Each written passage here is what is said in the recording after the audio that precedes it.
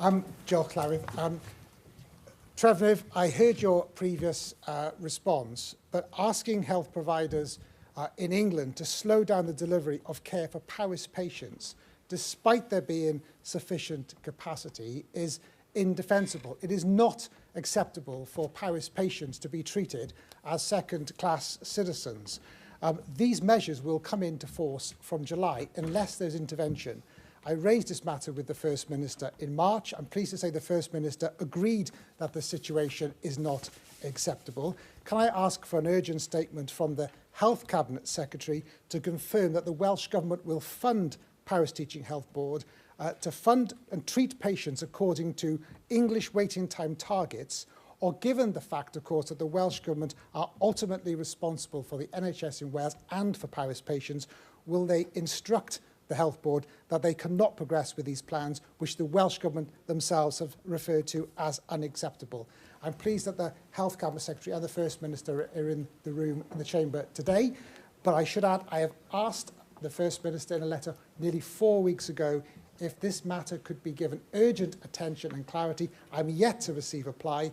This is a time-sensitive matter and intervention is urgently needed from the Welsh Government.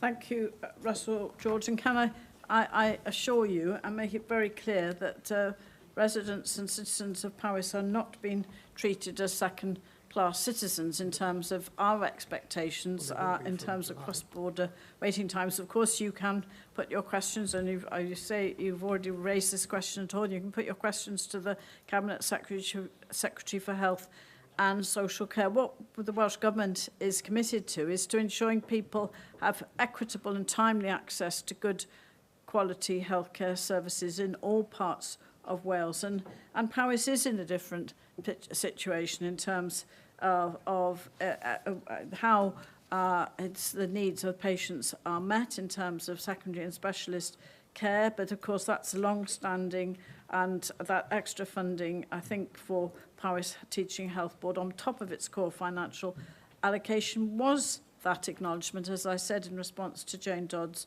of the additional cost of the Health Board commissioning position for Powys residents being treated in England. And of course, we do have that expectation of all our health boards meeting the Welsh waiting times target. That's what the people of Wales want. That's what the people of Powys want. We do actually meet that Welsh waiting times target, and we've given them resources to do it.